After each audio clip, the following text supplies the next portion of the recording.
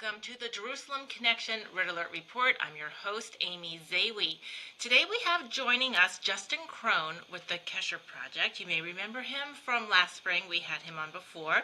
And Todd Morehead with Grafted Ministries. The reason I have these gentlemen on today is they have partnered to produce an amazing October 7th documentary film that I was blessed to be able to screen with the filmmakers, with Todd and Justin, last month at Regent University in Virginia Beach. And I really want these gentlemen to share their film with you all and how you can access it and understand why it's such an important film and what's unique about it among the many wonderful and important documentaries made about the atrocities of October 7, 2023. Justin, Todd, thank you so much for joining us here today. It's really a privilege to have you on, and I thank you so much for screening your film at Regent last month. Introduce yourselves. Justin, we can start with you, and then Todd, tell us a little bit about yourselves and your work, and then let's get into this film and why you made it and why it's so important. Yeah, thank you, Amy, for having us on, and it was great seeing you there at the conference at Regent. So yeah, just a little bit about me. I come from a mixed family background, so Jewish on my mother's side, not Jewish on my father's side.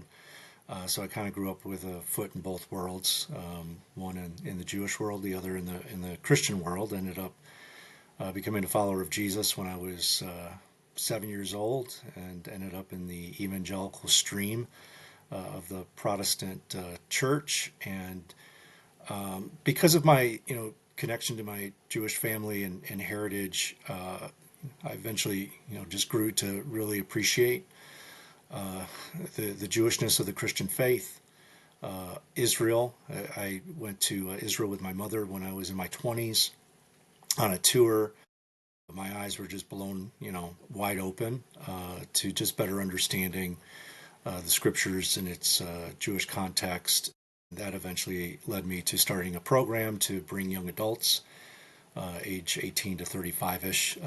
In case anybody's wondering if you're a young adult, 35-ish is kind of the cutoff to make a pilgrimage of faith and service to the homeland of Jesus. I just felt more and more in love with what God was doing in Israel.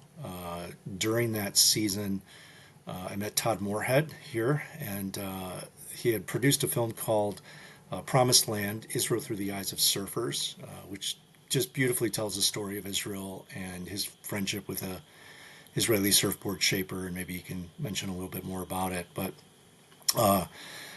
when I was handed a copy of the film, if you remember those days when there were DVDs, I watched it, loved it, reached out to Todd, and we hosted a screening here in Chicago where I live. And we became very fast friends. And around that same time, I think it's important to note that there were two other films that had come out that were targeted to the Christian community, that were painting what we would consider a pretty distorted view of who Israel is and the history of the conflict, and painting Israel as a foreign occupying oppressor of the Palestinians, and that's why the Palestinians were suffering. And so Todd and I came together to create a new film that took 7 years to produce, from beginning to release, called Hope in the Holy Land, delving beneath the surface of the Israeli-Palestinian conflict. And when I was on before with you, we discussed that film, and that film helped provide what we would consider a more historically accurate and balanced view of the conflict, and that released in May of 21. And then with the content that we didn't get into that feature film, we decided to produce a docuseries called Hope in the Holy Land, the series. It was going to be a 6-episode series, and we released the first episode of that series on September 1st of 23.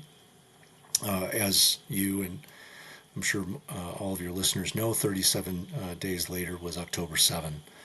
So at that point, we decided that we needed to pivot our plan for the series, because you can't do a series about the conflict without, of course, covering October 7th.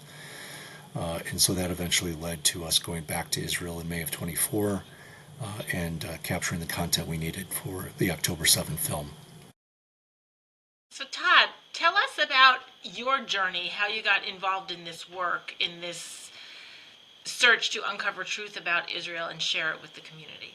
Sure. So, little bit different. Justin and I have some crossover, and then some major differences. A major difference is I come from a completely Gentile family.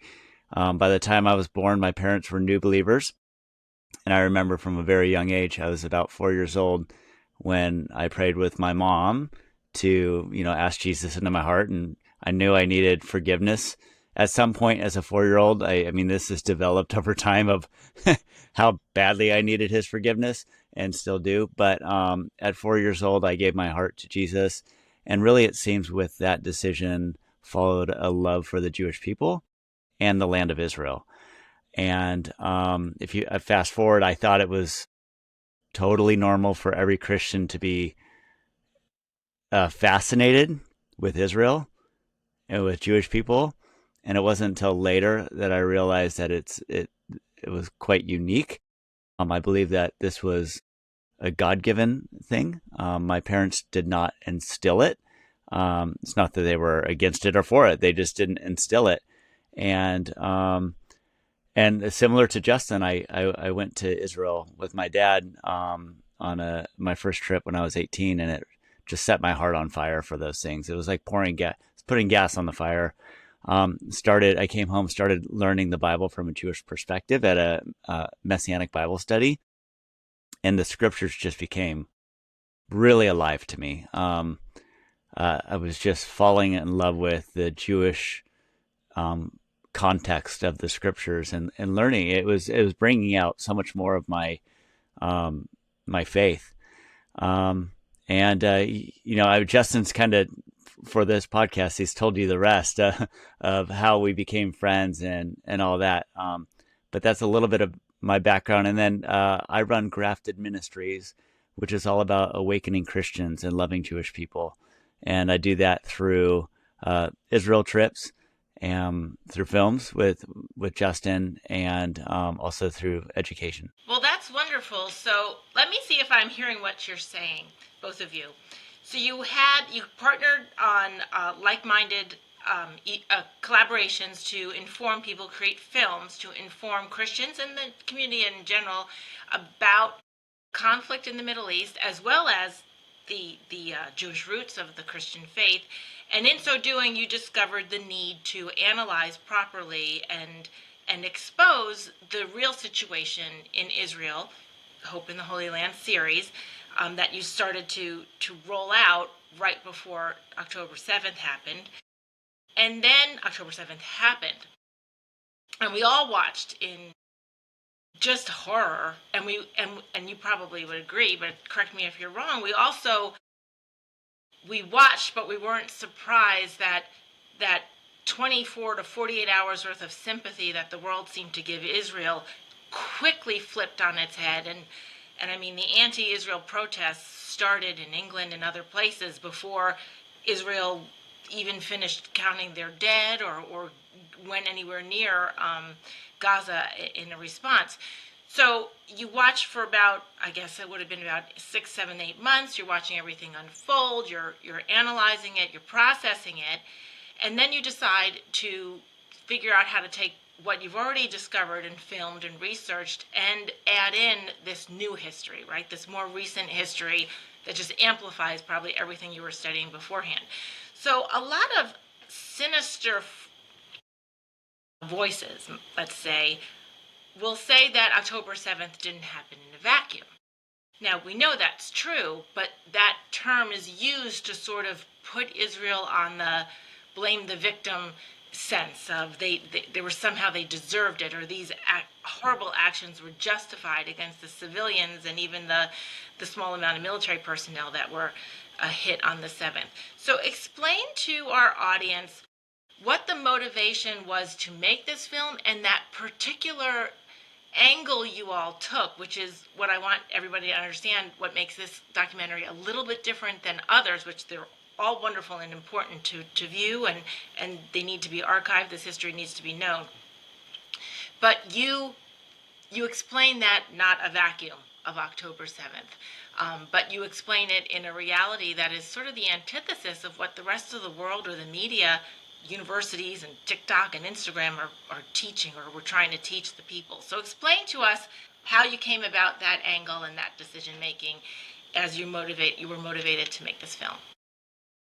Yeah, because we've been studying the conflict for several years, have been noticing a pattern that Israel will get attacked by the Palestinians, or one of the terrorist organizations within the Palestinian Society.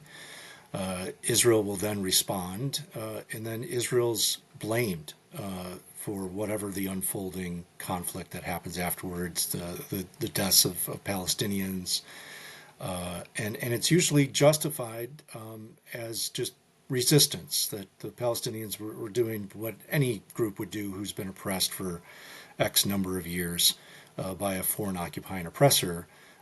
And that narrative just kept getting replayed and replayed through films, on social media, even sometimes mainstream media, through books in academia. And we were not surprised, I should say, when we saw the reaction following October 7th. No, I think we thought there might be a few more days of sympathy for Israel, but the pattern has been to blame Israel for all unfolding conflicts. And I think what was most shocking, though, for us was the magnitude of the response worldwide, of people in the thousands out on streets in major cities protesting against Israel and in favor of Hamas, or at least whitewashing what Hamas had done. Barry Weiss, many might know her. She's the founding editor of the Free Press. On October 7th, she put out a blog saying, you're about to see a lot of lies come out about Israel. And I don't know if she anticipated that just a few hours after this article that she released, that there would be 31 organizations from Harvard University that would sign a statement completely blaming Israel for the unfolding violence, and then making, of course, these comments that it didn't happen in a vacuum. And for them, the historical context is that the Palestinians in Gaza were living in an open air prison and oppressed, for 75 years. Anyone who's a student, even a basic low-level student of the conflict, should know Israel has not been occupying, quote unquote, occupying Gaza for 75 years. In our first film, Hope in the Holy Land, it's mentioned that Israel withdrew from the Gaza, from those territories, in 2005. And it was completely handed over to the Palestinian Authority, and then taken over eventually within a couple of years completely by Hamas. In fact, I think what a lot of people don't know is when Israel withdrew from Gaza, removed all of its citizens, removed the military presence in August of 2005, within 24 hours, Hamas started firing rockets into Israel. Over the next few months, there were 2 or 3, I believe, Israeli civilians who were killed by those rockets. There was no Iron Dome at the time. There were hundreds and thousands more who were terrorized by those rockets. And then within a short time after that, you had the Palestinians within Gaza who voted Hamas into power, knowing full well who Hamas was, knowing that Hamas was very involved in what is known as the Second Intifada, which happened in the early 2000s when Israelis all over Israel were terrorized by suicide bombers and other attacks. So the Palestinians knew exactly who Hamas was, and Hamas turned Gaza, frankly, into a base to conduct terrorist attacks against Israel for their ultimate goal and aspiration, which they make very clear. If you're a student of history, Hamas has made it very clear who they are and what their intentions are. They're, in effect, the branch of the Muslim Brotherhood in Gaza, whose desire is to create a worldwide caliphate, a world that bows its knee to Allah and lives under Sharia law. This is Hamas's ultimate goal, is really the eradication of Israel from as we know, they chant it from the river to the sea. And so we decided it was incredibly important to make sure that as many people as possible would learn the real history. And so unlike some of the other October 7 films that cover the events of October 7 or certain aspects of October 7, we decided that the first part of our film needed to cover the historical context as it really is. And so that's what we did. And then, of course, it leads into the tragic, horrific events that occurred on that day in October. So you have a trailer that you provided with us. I'd like to share that now. And when we return, we will continue our conversation with Justin and Todd. Watch this.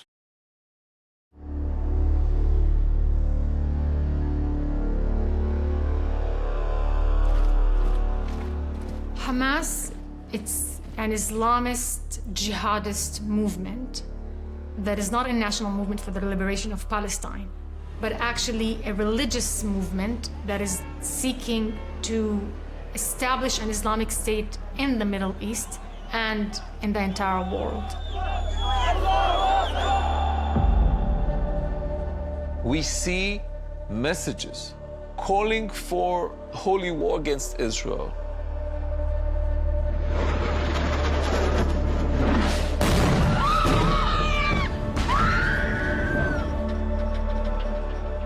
Gaza, this is the weaponization of an entire urban landscape for the purpose of waging war.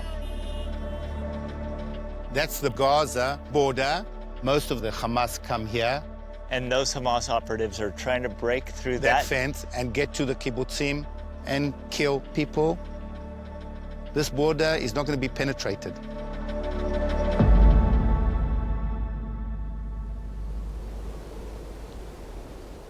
October 7th, the nation woke up to a nightmare.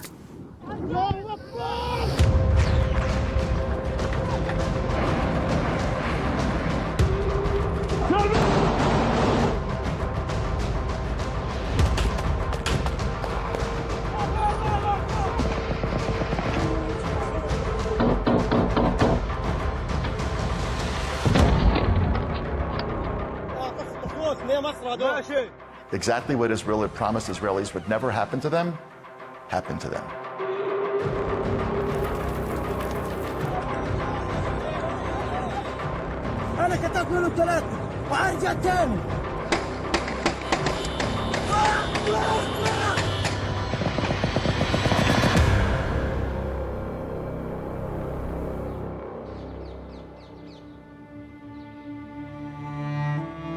The events of October 7th, 2023, sent a shockwave across the world. But most people still don't have a clear picture of what happened, or why. I came here to see, to listen, and to share the stories of many who lived through the darkest day in Israel's history.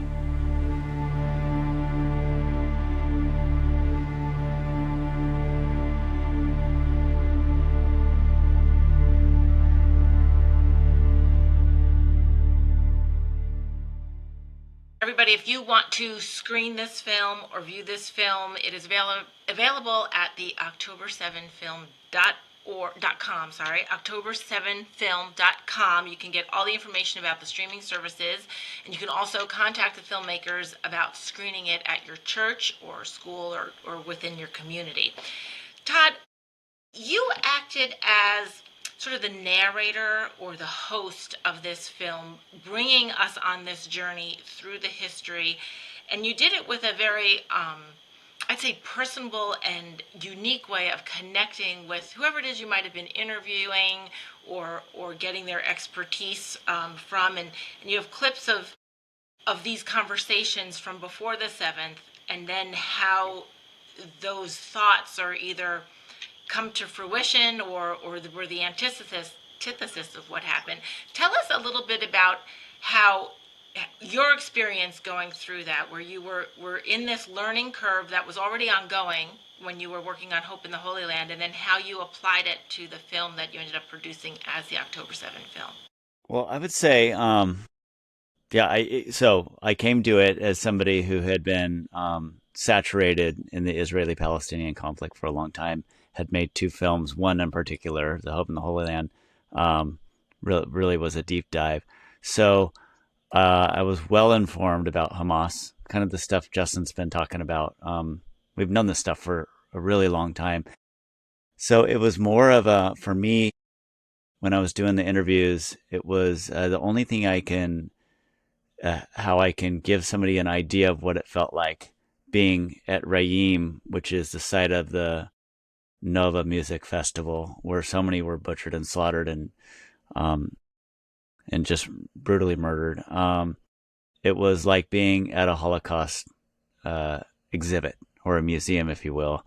If you've ever been to the Holocaust Museum in Washington, D.C., or the one at Yad Vashem in Israel, where you can, where it's a sense of satanic, straight up satanic evil that had gone on there, and it's almost palatable. You could feel it in the air still. It's like this. You could practically taste the evil, if that helps at all. And going there and going to the different kibbutz and interviewing the people that survived.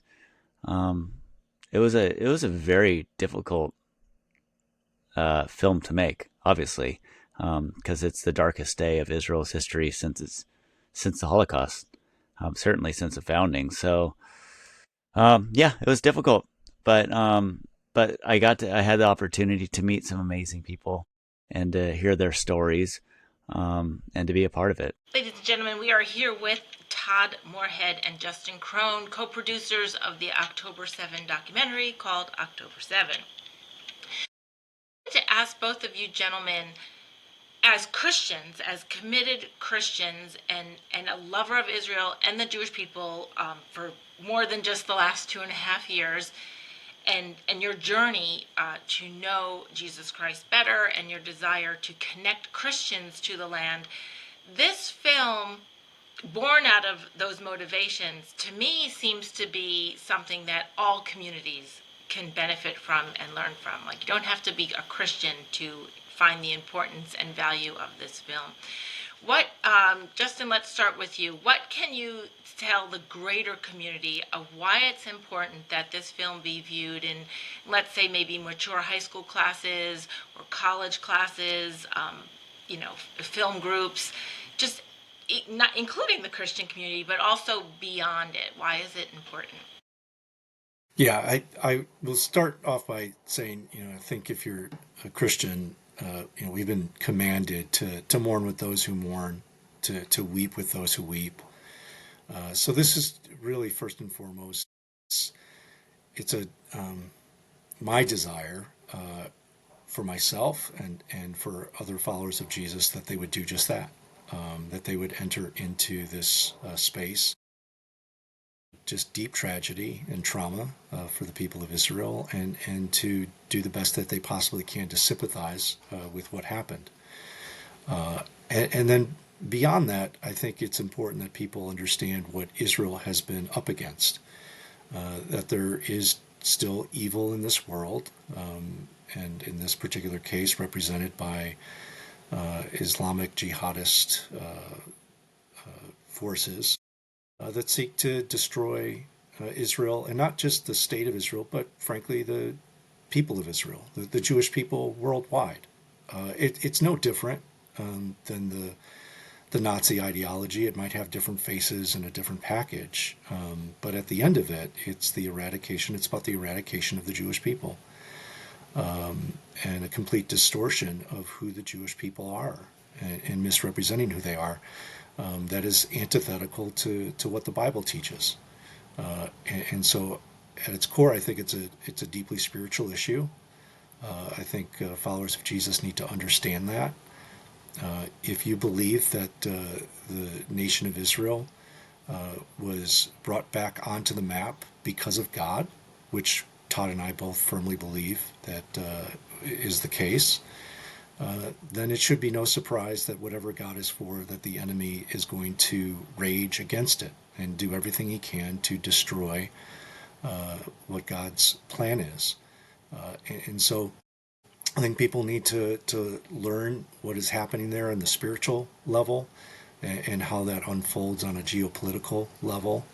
But ultimately, we want people to learn what Israel is facing, and I think at the end of the day, really what God's heart is for Israel and for the Jewish people. Todd, did you find that what was the reaction people had? What was the reaction you felt from folks that did screen this film, whether it was young people or older people, Americans, people outside American?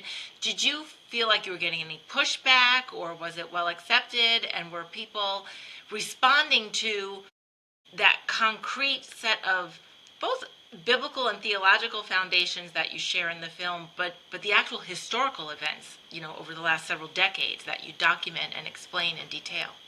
Yeah, I haven't experienced pushback from people who have actually watched the film. The pushback comes from people who don't watch the film, and they're just trailing websites or social media saying stuff. Whether those are humans or robots, I'm not sure.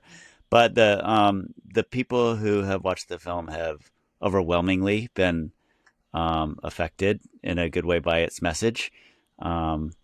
It's very common for people who even followed October 7th to say, I didn't realize it was that bad. And most people, I would say the vast majority of people are going to get a very good historical lesson as they go along, which they also would say they didn't know before. So I'm very happy with the outcome of the film, and it's really, I feel that it's hitting its bullseye and effectuating change in people's hearts. The truth is very important, and we want to share the truth, and that's what this film's all about. That's amazing. Justin Kron and Todd Morehead with the October 7 film. Do you have any remarks, any takeaways you would like to leave our viewers and our listeners with to motivate them? We will be sharing all the ways everybody can access this film. It'll be in the show notes, and we'll flash it on the screen for those of you watching the YouTube video. But Justin and Todd, what is your final thoughts, your takeaway to motivate someone to view it themselves, or maybe share it with their close family, or even a classroom or a Bible study or a community group of some sort? Yeah, I'll just say I think it's important people know that we are in an information war. A lot of the information that's being put out about Israel is lies, distortions, fabrication of history, rewriting history. And so I would say, and I know Todd agrees, that every lie is from the pit of hell. And so we need to combat that with the truth. And so I think it's important people watch the film. Of course, age appropriate. We would recommend probably no younger than high school age, and make sure people that you know the facts, and that you're able to respond to those who are lying, or at least watch this so that when you see the lies or hear the lies, you'll be able to spot them. And so I think it would be just very important for people to do everything they can to get the message of this film out, because it does bring awareness to the reality of radical Islam and the jihadists who desire to destroy Western civilization. And so if you care about Western civilization, I think this is a film you're going to want not only to watch, but you're going to want everybody you know to do the same. Todd, your final thoughts? Yeah, I would say we're living in historical times with historical opportunities for Gentile believers in Jesus to reach out to their Jewish neighbors and friends wherever they are, whether it's America or France or wherever the people find themselves. And after you watch this film, I would encourage you, viewers at home, to reach out to your Jewish friend, tell them that you just watched it, tell them that you're praying for them and you're for them, and ask them how they're doing. I would encourage pastors to reach out to their local rabbis, grab a cup of coffee, and just ask them how they're doing and come together. I think it should be a wake up call for all Christians to get on the right side of history, to bless Israel and to be a blessing and to be a place of comfort and love and a safe place for our Jewish friends. So I would really encourage people to reach out and pray about it, see what the Lord does. He'll do amazing things. Ladies and gentlemen, Justin Kron and Todd Morehead, October7film.com. All the information will be available in the show notes. You can find it on most streaming platforms, and contact the gentlemen directly to ask about hosting a screening at your church or organization. Justin, Todd, thank you for your time today and for sharing your heart and your labor of love with this film. I am so blessed to have been able to view it with you in the same room as you. That was very special. And what was unique to me is that I was in Israel the week before this screening, and I personally sat with two of the specialists that you had been interviewing. So it was really personal for me to go from that location with those people and then see how you put this film together in such a powerful way, a meaningful way, where it all actually started to make sense, a horrible sense, of course, but that we are equipped with combating the lies that are out there in the public sector, in education and in the news, and you equip folks, you equip Christians to catch that fire of their love for Israel and the Jewish people and the Jewish roots of their faith, and then manifest it in comfort and sharing the truth, and like you said, Todd, reaching out to comfort our Jewish friends and neighbors in our own communities. Thank you, gentlemen, so much. Thank you, Thank Amy. you, Amy. Remember, everybody, October7film.com. We'll see you next week. Shavua Tov.